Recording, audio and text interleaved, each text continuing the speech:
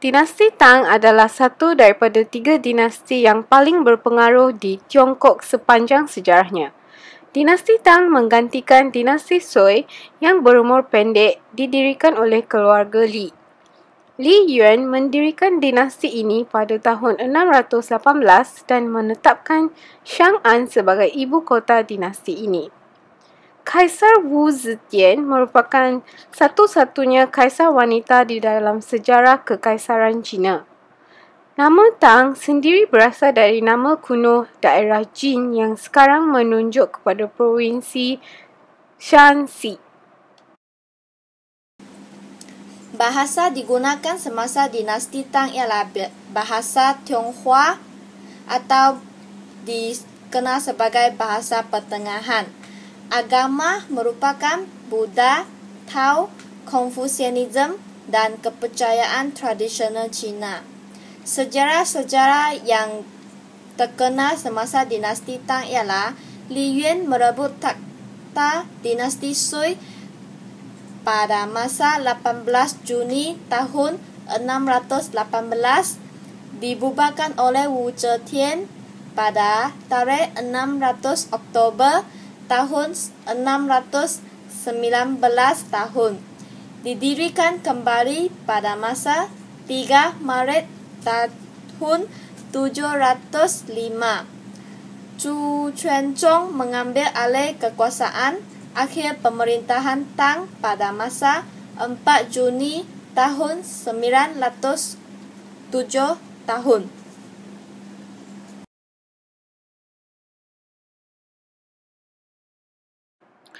Pada 18 Jun 618, Li Yuan mengisytiharkan dirinya sebagai Maharaja dinasti baru Tang. Pengisytiharan itu dibuat berikutan pembunuhan Maharaja Yang, sepupu Li Yuan oleh ketua Yu Yuan Huaji. Li Yuan kemudiannya dinamakan sebagai Maharaja Guozhou. Li Yuan mempunyai prestij yang tinggi dalam pengalaman tentera. Pada tahun 617, dia bangkit dalam pemberontakan bersama-sama dengan anak perempuannya yang telah membangkitkan tentera sendiri dan memerintahkan kepada mereka. Pada tahun 617, Li Yuan menduduki Chang'an dan bertindak sebagai pemangku raja lebih daripada Maharaja Zong dari Sui yang menjadi boneka anak Maharaja. Keluarga Li Yuan merupakan anak daripada keluarga bangsawan tentera barat laut berluasa semasa dinasti Sui. Pertempuran tentera berangkat unggul telah menewaskan Duo Jiangde di Luyang dalam pertempuran Hulao pada 28 Mei 621 dalam satu penghapusan kekerasan dalam keluarga diraja. Li Shimin diserang hendap dan membunuh dua daripada saudara-saudaranya iaitu Li Yuanji dan Crown Putera Li Jiacheng. Tidak lama selepas itu, ayahnya telah diturun takhta dan Li Shimin dinaik takhta. Beliau lazimnya dikenali dengan nama pelipisnya Taizong. Walaupun membunuh dua adik-beradiknya, bapanya bercanggah nilai Confucianus dari ketaatan kepada ibu bapa. Taizong menunjukkan dirinya sebagai anggota pemimpin yang mampu mendengar nasihat daripada anggota yang paling bijak di majlis itu. Pada tahun 628, Maharaja Taizong mengadakan perkhidmatan Buddha yang merupakan peringatan bagi mangsa perang. Pada 629, dia mempunyai biara Buddha yang didirikan di tapak pertempuran utama supaya Sami boleh mendoakan kejatuhan dan mangsa-mangsa pertempuran kedua-dua belah perjuangan.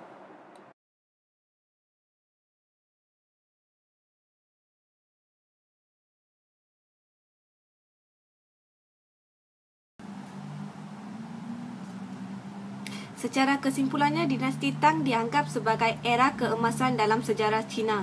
Dalam bidang kesastraan dan kesenian, lebih daripada 48,000 puisi ditulis oleh lebih daripada 22,000 penyair.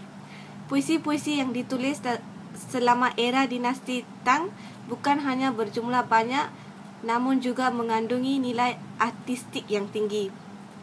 Zaman keemasan dinasti Tang menghasilkan banyak penyair terkenal seperti Dewa Penyair Li Bai, penyair suci Du Fu, Meng Haoran, dan Wang Wei. Kedua-dua puisi tersebut menggambarkan kealamian pemandangan. Selain seni membuat puisi, sastra Tang dan cerita tentang keajaiban juga meraih tingkatan artistik yang sangat tinggi. Para sarjana dinasti Tang menuliskan tentang kehidupan penduduk sipil dan mengungkapkan sisi gelap yang ada di dalam masyarakat dan menunjukkan ketajaman di dalamnya. Keberanian, rasa bertanggungjawab, pandangan ke masa depan yang luar biasa dan cara pandang yang luas. Dari segi kaligrafi dan tulisan, Taizong mendirikan Istana Hongwen. Perintah diberikan kepada semua pejabat di mana pangkat kedudukan kelima teratas harus pergi ke Istana Hongwen untuk mempelajari seni kaligrafi. Sekian, terima kasih.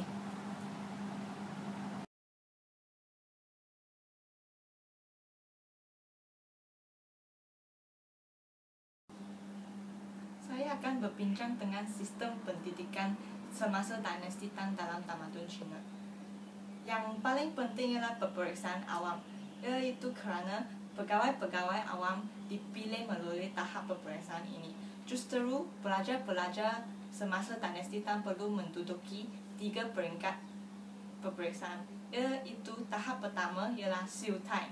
Siu Tai ialah selaras dengan ijazah pertama kini. Oleh itu, pelajar-pelajar perlu menduduki peperiksaan di daerahnya sendiri sebelum menduduki peperiksaan untuk ijazah pertama di bandar. Mereka boleh menjadi pegawai kerajaan selepas mendapat Siu Tai ini. Pada tahap kedua ialah Chunzhen. Chunzhen ialah setaraf dengan sarjana dan mereka menduduki peperiksaan di ibu kota provinsi. Tahap ketiga ialah Qin Shi. Qin Shi ialah setaraf dengan doktor falsafah kini. Mereka menduduk peperiksaan di ibu kota empayar, di istana dengan kehadiran Maharaja. Selepas mendapat taraf Qin Shi, mereka layak menjadi pendidik. Selain itu, Maharaja Xuanzong juga menubuhkan Akademik Hanlin. Secara kesimpulannya, maklumat pendidikan di China adalah untuk melahirkan rakyat China yang berpendidikan tinggi bagi membolehkan mereka menjawat jawatan yang lebih tinggi dalam kerajaan. Selain itu, sistem pendidikan dapat mengubah kedudukan mereka dalam masyarakat, iaitu mobility sosial mereka akan meningkat. Sekian, terima kasih.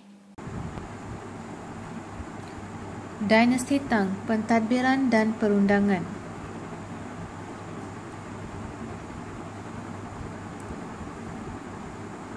Maharaja Li Shimin telah menubuhkan dan menyempurnakan sistem pelantikan pegawai menerusi keputusan, peperiksaan dan sistem pendidikan yang selaras dengannya. Sistem itu dilaksanakan selama 1300 tahun di China. Ini diberi penghargaan tinggi dalam sejarah China. Tanpa mengira umur dan keturunan, semua calon mendapat peluang untuk mengikuti peperiksaan tersebut.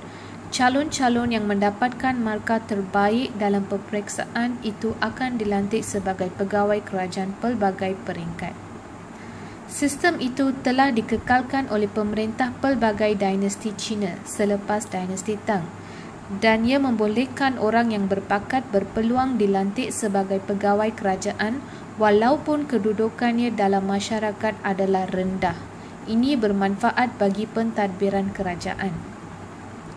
Selain daripada itu, Maharaja Li Shimin sentiasa menerima cadangan dan anjuran pembesarnya secara rendah hati.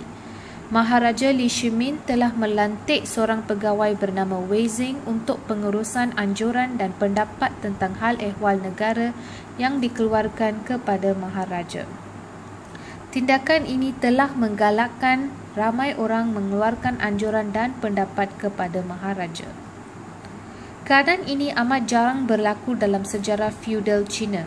Maharaja Li Shimin bukan sahaja membuat jasa besar dalam bidang politik dan ketenteraan, malah dia juga memberi sumbangan penting dalam bidang sosial dan kebudayaan. Maka pesalah akan dibebaskan dan diberi anugerah jika ia membawa manfaat kepada rakyat ataupun pandangan baru kepada perundangan. Undang-undang yang ditegaskan atau kukuh dapat mengawal tingkah laku manusia. Kebanyakan hukuman adalah bercorak kolektif, dan jika seorang banduan diberi hukuman berat, ia bermaksud banduan tersebut didapati bersalah. Secara kesimpulannya, setiap dinasti berpegang pada satu aliran falsafah tersendiri, iaitu Konfusianisme, pemerintahan berdasarkan akhlak; legalisme, pemerintahan berdasarkan perundangan; Moisme, pemerintahan berdasarkan kebajikan; dan Daoisme, pemerintahan berdasarkan tabibu.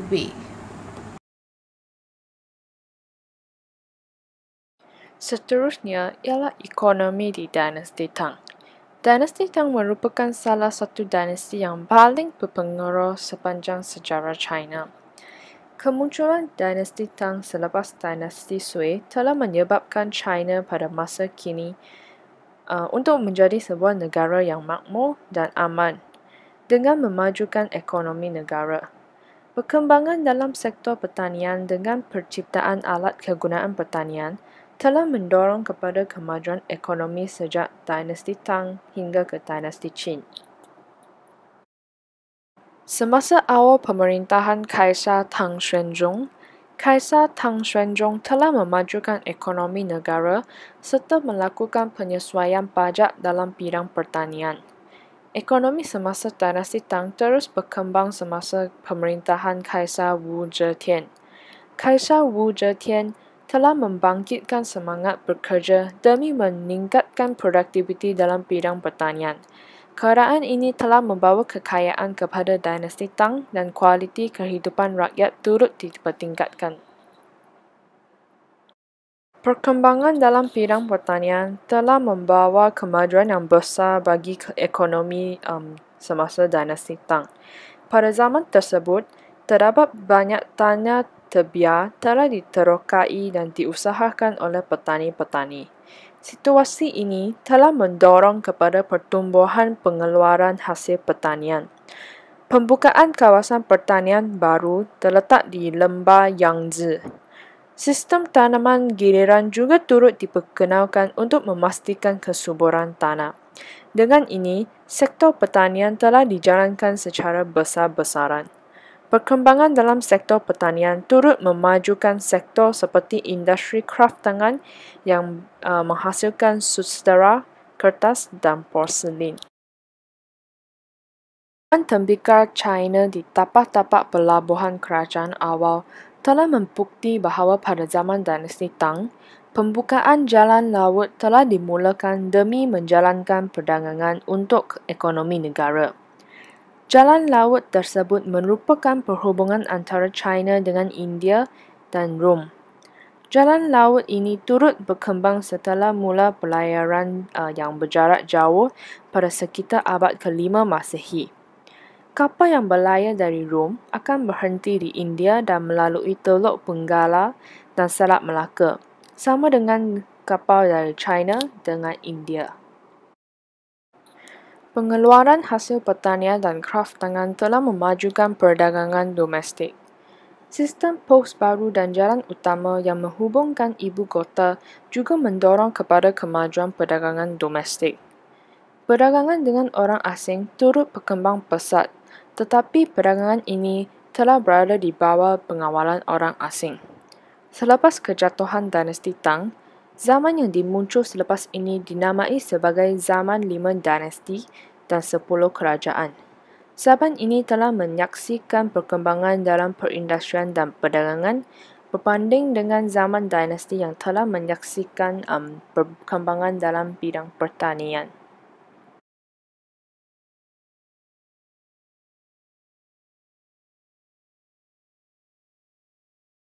Sebagai kesimpulan untuk perluasan kuasa, dinasti Tang telah mencapai perkembangan sastera iaitu puisi muda.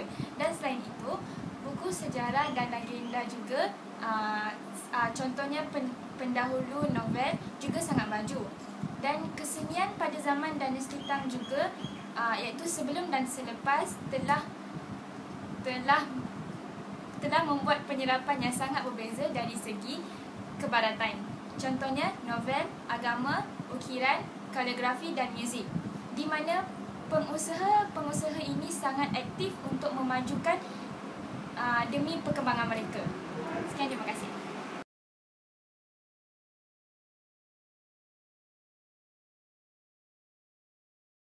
Walaupun sejarah dinasti Tang pendek di dalam tamadun China, tetapi Tang adalah salah satu tempoh yang gemilang dalam tamadun China.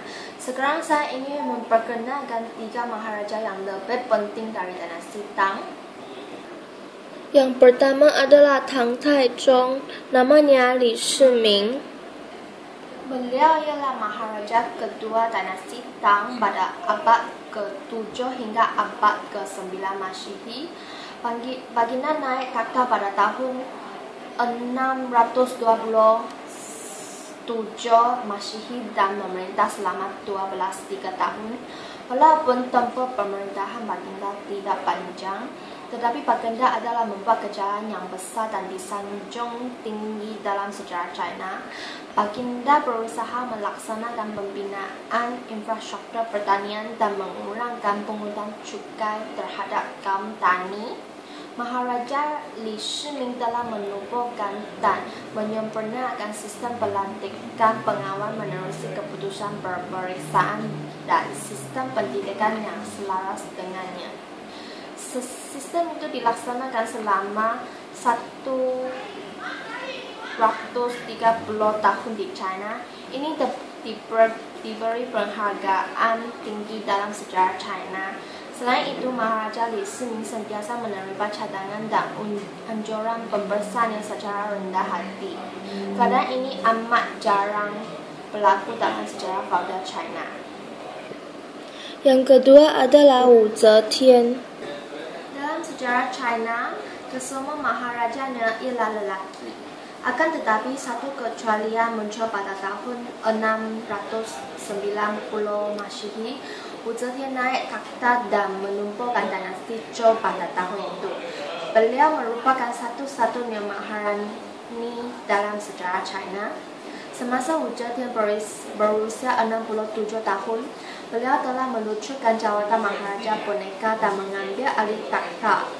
Ini menjadikan beliau satu-satunya maharani dalam sejarah China. Maharani Wu Zetian telah mengubah dinasti Tang kepada dinasti Zhou. Setelah menjadi maharani, Wu Zetian melantik pengawal yang kejam dan jahat. Namun demikian, baginda telah memperlihatkan kepandaiannya dalam mentadbirkan negara. Baginda telah mengalahkan perkembangan pertanian, mengurangkan pungutan cukai dan mengambil bahagian dalam kegiatan memelihara ulat sutera dan menanam padi-padian. Wu Zetian menjadi maharani selama 15 tahun dan melaksanakan pentadbiran negara selama 50 tahun. Dalam tempoh pemerintahan Wu Zetian, China telah menjadi negara yang kuat dengan masyarakatnya yang stabil dan ekonominya yang berkembang. Yang ketiga adalah Tang Xuanzong, namanya Li Longji. Maharaja Xuanzong pada zaman dinasti Tang China merupakan seorang maharaja yang tersohor dalam sejarah China. Baginda telah membuat jasa yang cemerlang dalam sejarah China dan juga telah mengakibatkan kemerosotan drastik dinasti Tang. Semasa menaiki takhta, Baginda telah melaksanakan pembaharuan dengan tegas. Serentak dengan itu, Baginda juga telah menurunkan taraf kehidupan anggota keluarga diraja, menjatuhkan hukuman yang keras terhadap pengawal yang makan rasuah dan mengurangkan pemungutan cukai terhadap rakyat jelata. Melalui pelaksanaan tindakan pembaharuan yang ditetapkan oleh Baginda selama lebih 20 tahun. Dinasti Tang China yang dahulunya mengalami keadaan politik yang kucar-kacir, ekonomi yang mundur dan bidang pertahanan kebangsaan yang lemah telah menjadi sebuah negara yang kuat bukan sahaja dalam bidang politik tetapi juga dalam bidang ekonomi dan ketenteraan. Pada masa itu, dinasti Tang telah menjadi pusat pertukaran ekonomi dan kebudayaan di Asia. Maharaja Li Longji telah membawa kemakmuran kepada dinasti Tang China. Selepas memerintah selama lebih 20 tahun, tabiat Maharaja Li Longji telah banyak berubah. Baginda sudah berasa bosan terhadap urusan pemerintahan dan tidak mahu lagi menerima cadangan dan kritikan. Baginda sentiasa berfoya-foya di istana, malah jatuh cinta dengan menantunya sendiri Yang Yu Huan. Ekor Maharaja Li Longji tidak menumpukan perhatian terhadap urusan pemerintahan. Dinasti Tang telah mengalami kemerosotan dalam bidang politik dan ekonomi.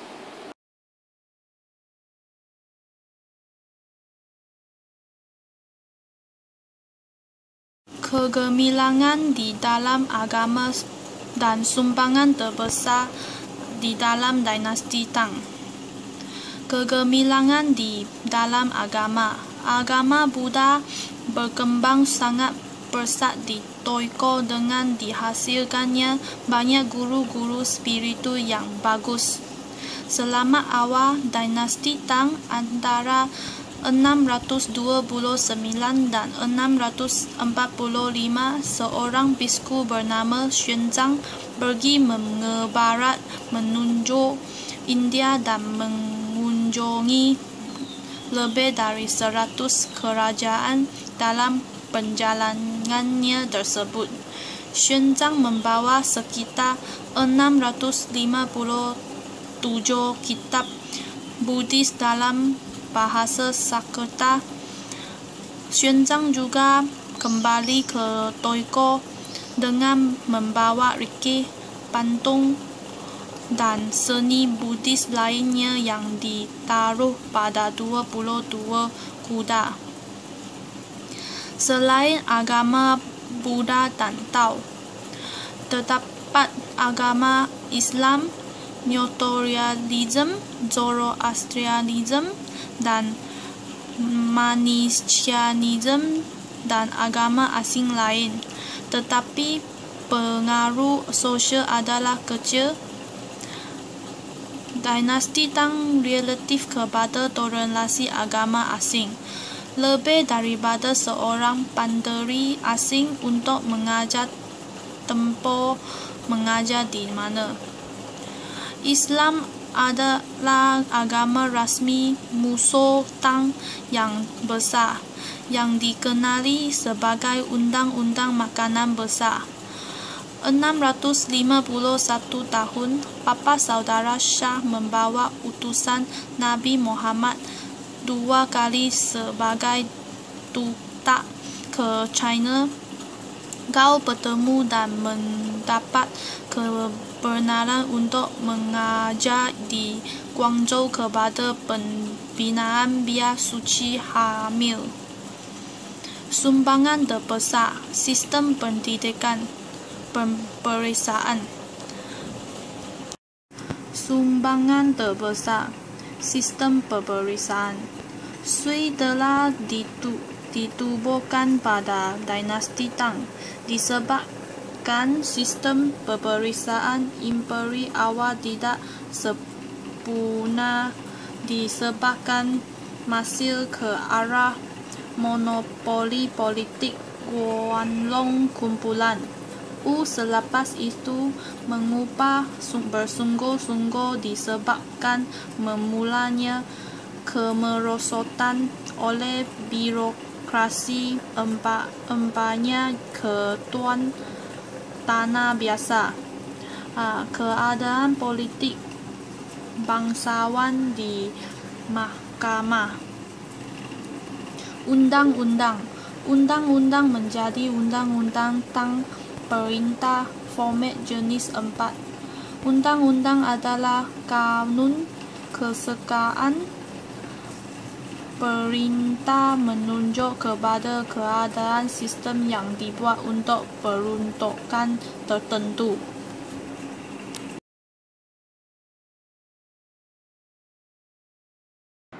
Berakhirnya dinasti Tang bermula dari suatu krisis kepimpinan Xuanzong yang menyebabkan banyak kekacauan dan pemberontakan yang menggoyahkan pemerintahan dinasti Tang. Pemberontakan ini dilakukan oleh An Lushan. Setelah itu, banyak lagi kekacauan yang terjadi antara lain. Sepertinya, kegerakan separatisme Fanzhen. Selain itu, setelah pemberontakan An Lushan dipadamkan, muncul kaum Fanzhen dan para penguasa dinasti Tang yang harus membayar loyalties yang mahal dan membentuk pasukan pemungut pajak iaitu Jie Dushi. Yang ketiganya, pemberontakan petani. Sepeninggalan Kaisar Xuanzong digantikan oleh anaknya Suzong yang bergelar Daizong yang banyak didominasikan oleh pemberontakan An Lushan dan kaum keberi. Daizong gagal dalam membangkitkan semangat prajuritnya dan membiarkan beliau tenggelam dalam hal-hal mistik.